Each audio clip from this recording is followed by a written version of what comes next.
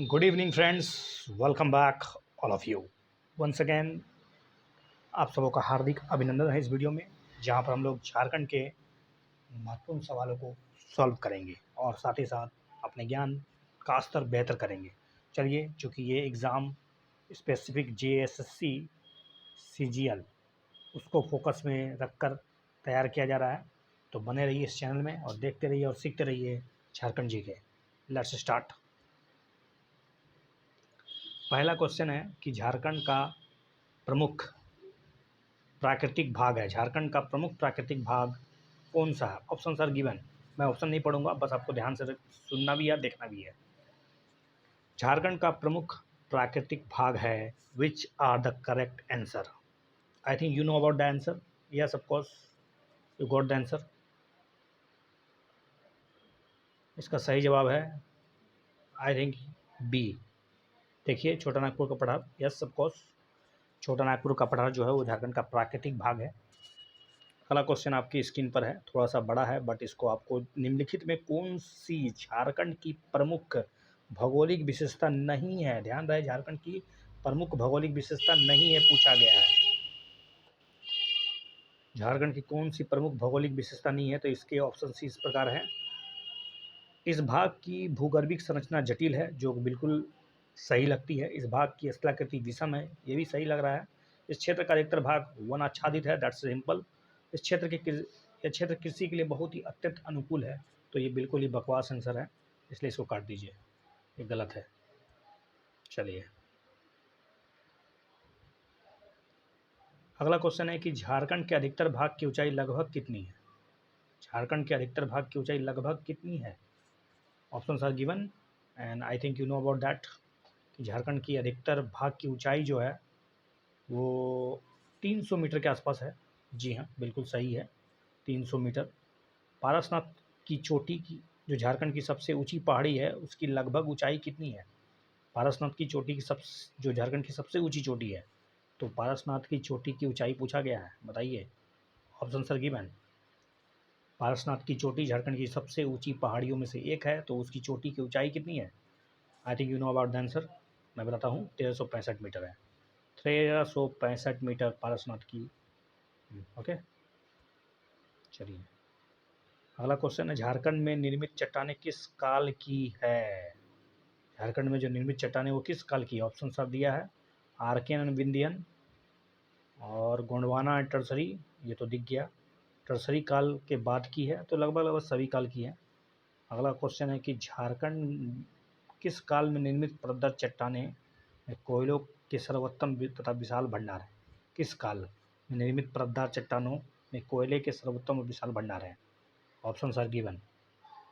तो कोयला जब भी आएगा और परतदार चट्टान की बात आएगी तो ये आप जानते ही हैं। इसका सही जवाब A is the right answer, Gondwana. Yes. निम्नलिखित में से कौन झारखंड की सबसे पुरानी भूगर्भिक संरचना है? सबसे पुरानी, झारखंड की सबसे पुरानी भूगर्भिक संरचना कौन सी है? झारखंड की सबसे पुरानी भौगोलिक संरचना या भौगोलिक कहिए, भूगर्भिक कहिए, तो इसका सही जवाब है आर्कियन। यस। विंध्य काल की चट्टानों जो झारखंड के उत्तर पश्चिम भाग में विस्तृत है, उसमें किसकी प्रधानता है? विंध्य काल में जो झारखंड की चट्टानें हैं उसमें किसकी प्रधानता है? जो झारखंड की चट्टानें हैं, किसमें क्या ज़्यादा मिलता है? ऑप्शंस ये हैं, बालू, चूना और दोनों। विंध्य काल की जो चट्टानें हैं, जब चट्टानें, तो उसमें किसकी प्रधानता है? तो आई थिंक दोनों है। जी हाँ। झारखंड के किस भाग में राजमहल ट्रैप की चट्टानें हैं? झारखंड के किस भाग में राजमहल ट्रैप की चट्टानें हैं? झारखंड के किस भाग में राजमहल ट्रैप की चट्टानें हैं? तो इसका सही जवाब उत्तर पूर्व है, बिल्कुल। छोटा नागपुर पठारी भाग के दक्षिण सिरे पर पाई जाने वाली प्राचीनतम परतदार चट्टानें को किस नाम से जाना था? छोटा नागपुर पठारी भाग के जो दक्षिण सिरे पर पाई जाने जो चट्टानें हैं, उसको क्या नाम से जानते हैं? मारवाड़, धारवाड़, परतवाड़ और खरतवाड़। तो धारवाड़। यस।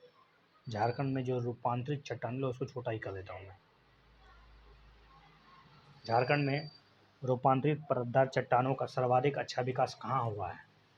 तो झारखंड में रूपांतरित परतदार चट्टानों का सर्वाधिक अच्छा विकास जो हुआ है वो कोल्हान की पहाड़ी में हुआ है। अगला क्वेश्चन है कि कोल्हान की पहाड़ी में मिलने वाली रूपांतरित परतदार चट्टानें किस नाम से फेमस है? कोल्हान की पहाड़ियों में मिलने वाली रूपांतरित चट्टानें किस नाम से फेमस है? तो आयरन और सीरीज आंसर होगा, बिल्कुल आयरन और सीरीज। अगला क्वेश्चन है कि झारखंड के चाईबासा में धारवाड़ और रूपांतरित परतदार चट्टानों में क्या पाया जाता है?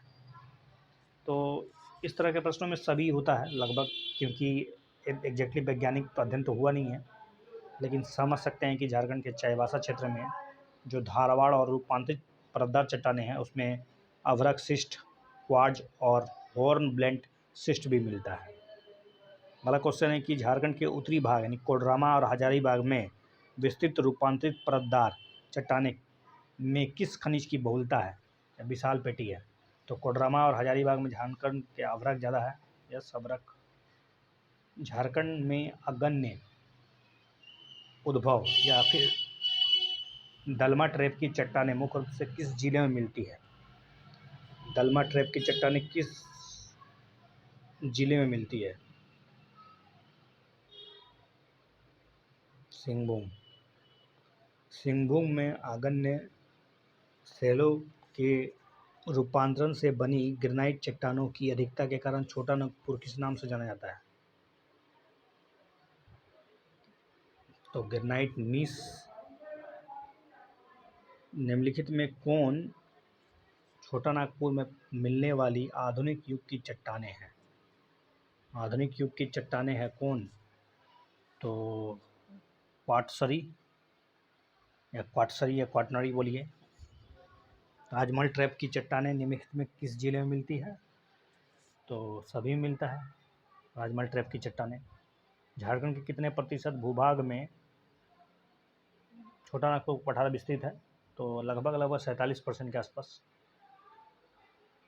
रांची के पश्चिम भाग तथा पलामू के दक्षिण भाग में झारखंड के सबसे ऊंचे क्षेत्र को किस नाम से जाना जाता है? जो रांची का पश्चिम भाग है और पलामू का जो दक्षिण भाग है उसमें जो विस्तृत झारखंड के सबसे ऊंचे क्षेत्र को पात कहते हैं, पात प्रदेश।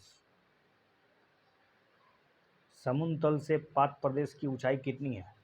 समुद्र तल से पात प्रदेश की ऊंचाई जो है वो 762 से 1097 मीटर है। पात प्रदेश किस आकार का है? पात प्रदेश किस आकार का है? तो त्रिभुजाकार है। पात प्रदेश का आधार उसके किस भाग में है? पात प्रदेश का आधार उसके किस भाग में है? बोलिए। उत्तरी भाग में है। जी हाँ। पात प्रदेश का कुछ हिस्सा किस किस अन्य प्रांत में विस्तृत है? पात प्रदेश का कुछ हिस्सा जो है वो छत्तीसगढ़ में है। पात प्रदेश के संबंध में कौन सा कथन सत्य है? तो सभी सत्य है कि ये चौरसनुमा ऊंची विच्छेदित पहाड़ी से बना है। दक्कन ट्रैप की लावा निर्मित चट्टानें मौजूद है यहाँ पर। इसके पूर्वी भाग में नूतन काल की चट्टानें पाई जाती है। तो ये पात प्रदेश के बारे में बताया जा रहा है। पात प्रदेश के मैदानी भाग को किस नाम से जाना जाता है? पात प्रदेश के मैदानी भाग को 24 का मैदान के नाम से जाना जाता है। 24 का मैदान। गणेशपुर पात की ऊंचाई कितनी है? गणेशपुर पात की ऊंचाई कितनी है बताइए जल्दी। इसका ऊंचाई 1171 मीटर है। नेतरहाट पात की ऊंचाई कितनी है? नेतरहाट पात की ऊंचाई जल्दी सोचिए। 1080 जी, 1180 मीटर। जनीरा पात की ऊंचाई कितनी है? जनीरा पात की ऊंचाई 1143 मीटर है। पात प्रदेश की सबसे महत्वपूर्ण पहाड़ी कौन सी है?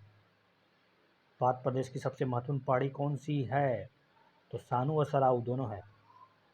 रांची का पठार निम्नलिखित में किस जिले तक फैला हुआ है? रांची का पठार रांची में तो फैला ही होगा, लोहरदगा में भी है और गुमला में भी है। सही है सभी।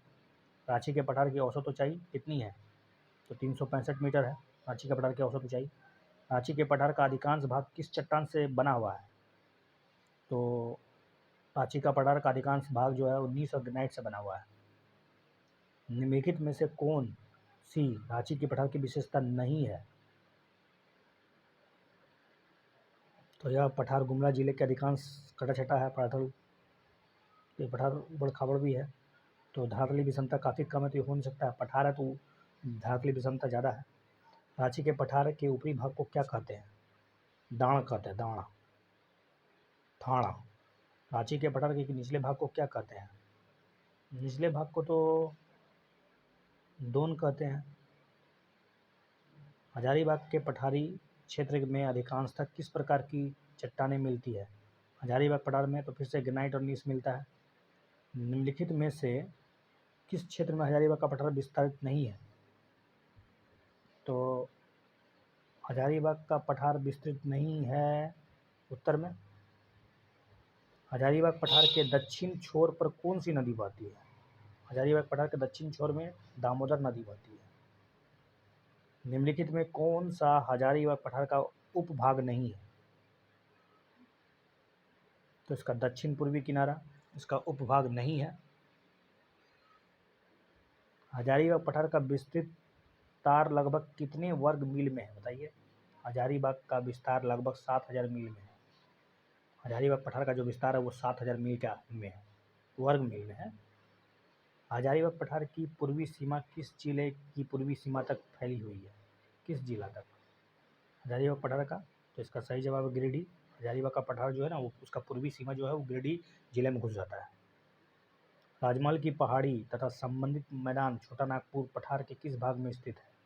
राजमहल पहाड़ी और संबंधित मैदान जो है, राजमहल का पहाड़ और उसका मैदान छोटा नागपुर पठार के ये उत्तर पूर्वी भाग में है। राजमहल की पहाड़ी की जो औसत ऊंचाई है वो कितनी है? तो लगभग समझ लीजिए 1500 से 3000 मीटर है राजमहल की पहाड़ी की औसत ऊंचाई। राजमहल की पहाड़ी के पूर्वी और उत्तर पूर्वी भाग में किस नदी का मैदान भाग है? दामोदर नदी या गंगा नदी? गंगा नदी। राजमहल की जो पहाड़ी के जो पूर्वी है और उसका उत्तर पूर्वी भाग जो है ना वो गंगा नदी के मैदान से बना हुआ है। निम्नलिखित में कौन सी राजमहल की पहाड़ी की विशेषता नहीं है?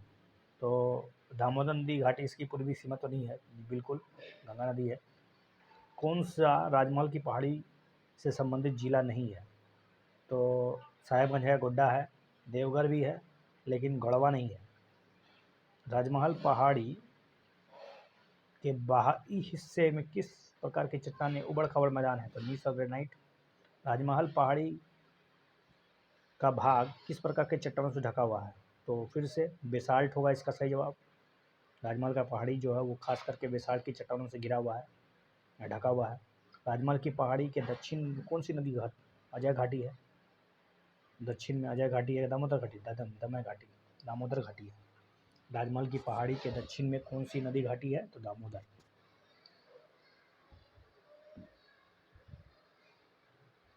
कौन सी नदी जो है वो झारखंड की सबसे प्रमुख नदी है? तो सिंपल सवाल, दामोदर नदी। दामोदर नदी में झारखंड का विस्तार कहाँ तक है? तो लगभग समझ लीजिए दामोदर नदी ये छोटा नागपुर पठार के दक्षिण पश्चिम भाग में है कि हजारीबाग से रांची स्थित धसान घाटी में है इसका। दामोदर नदी के संबंध में कौन सा कथन सत्य है? तो सभी सत्य है, क्योंकि इसका उद्गम स्थल पलामू जिला में है, इसकी लंबाई 541 किलोमीटर है, ये 2500 वर्ग किलोमीटर क्षेत्र में फैलता है। नदी मतलब कौन सी नदी दामोदर नदी की सहायक नदी नहीं है? तो बताइए, Falgu is the right answer. कौन सी नदी जो है वो दामोदर नदी के किनारे, मतलब कौन सा नगर जो है दामोदर नदी के किनारे स्थित है? तो दामोदर नदी के किनारे कौन होगा? धनबाद। किस नदी को बिहार और बंगाल का दोनों का ही? तो सिंपल सवाल है, दामोदर नदी। दामोदर नदी का बहाव जो है किस दिशा में है? तो इसका जवाब क्या होगा? पश्चिम से पूर्व। कौन सा दामोदर नदी पर बना एक बांध है? तो सभी बांध है इसमें, पंचेत, कोनार, तिलैया बांध भी दामोदर नदी पर है, पंचेत भी, मैथान बांध भी। निम्नलिखित में कौन सी नदी कुल्टी के पास हुगली नदी में मिल जाती है? तो ये स्वर्ण रेखा है कि दामोदर है? दामोदर। कुल्टी नदी के पास हुगली में मिलती है तो वो दामोदर नदी है। कौन सी नदी रांची के पिस्का नगरी के रानी चुम्बा से निकलती है? पिस्का नदी के रानी चुम्बा से निकलती है स्वर्ण रेखा। स्वर्ण रेखा नदी किस दिशा में बहती है भैया? दक्षिण से पश्चिम की तरफ, दक्षिण से पूर्व, तो दक्षिण से पूर्व की तरफ। स्वर्ण रेखा नदी झारखंड में बहते हुए किस राज्य में घुसती है? तो छत्तीसगढ़ में। स्वर्णरेखा नदी का संबंध में कौन सा कथन सत्य है? ये सभी सत्य हैं। हुड्रू पर जलप्रपात बनाती है। इस नदी में सोने के कण मिलते हैं। दक्षिण में यह उड़ीसा की सीमा में लगती हुई पश्चिम बंगाल में घुस जाती है। किउल नदी का उद्गल जो है वो खगड़िया है, हजारीबाग। खरकाई नदी की प्रमुख शाखा है, किसकी प्रमुख शाखा है, किस नदी की? तो दामोदर नदी की है। कि स्वर्णरेखा? स्वर्णरेखा। खरकाई जो है स्वर्णरेखा नदी की प्रमुख शाखा है। तो छोटा नागपुर के उत्तर पूर्वी भाग में बहती है, तो ब्राह्मणी बहती है, अजय बहती है, गुमानी बहती है।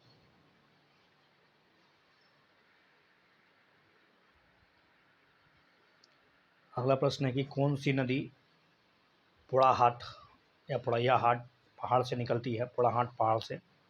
तो पोड़ाहाट पहाड़ से कर्मनाशा नदी निकलती है। छोटा नागपुर पठारी क्षेत्र तथा उस क्षेत्र में बहने वाली नदी के संबंध में कौन सा कथन सुमेलित है? तो छोटा नागपुर के पठारी क्षेत्र उसमें बहने वाली नदी के संबंध में उत्तर पश्चिम भाग में उत्तरी कोयल नदी है, दक्षिण पश्चिम भाग में दक्षिण कोयल नदी है, दक्षिण पूर्वी भाग में स्वर्णरेखा नदी है, सभी सही है। झारखंड में बहने वाली निम्नलिखित में कौन सी नदी सोहिदा से निकलती है? सोहिदा। इससे औरंगा नदी।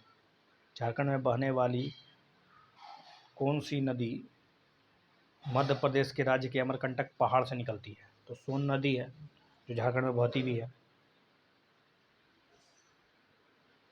छोटा नागपुर पठार के उत्तरी भाग से निकलकर उत्तर की ओर बहने वाली निम्नलिखित में कौन सी नदी गंगा नदी में मिल जाती है? तो गंगा नदी में संकरी मिलती है, सकरी गली वाला नदी, फल्गु नदी, मोरहर नदी। निम्नलिखित में से कौन झारखंड के अफवाह तंत्र क्षेत्र में शामिल नहीं है? तो बताइए। सोन घाटी होगा आंसर। सोन नदी घाटी जो है वो झारखंड के अफवाह तंत्र में शामिल नहीं है। निम्नलिखित में कौन सी नदी छोटा नागपुर पठार के उत्तर पूर्वी भाग में बहती है? तो छोटा नागपुर पठार के जो उत्तर पूर्वी भाग में है वो उसमें ब्राह्मणी बहती है, मोर बहती है, गुमानी बहती है। झारखंड की कौन सी नदी का उद्गम स्थल जो है, कौन सा झारखंड का उद्गम जो अधिकांश नदियाँ झारखंड की जो कहाँ से निकलती है? तो छोटा नागपुर पठार का वहीं से निकलती है, छोटा नागपुर पठार से, क्योंकि 80% तो छोटा नागपुर पठार ही है भारत झारखंड का।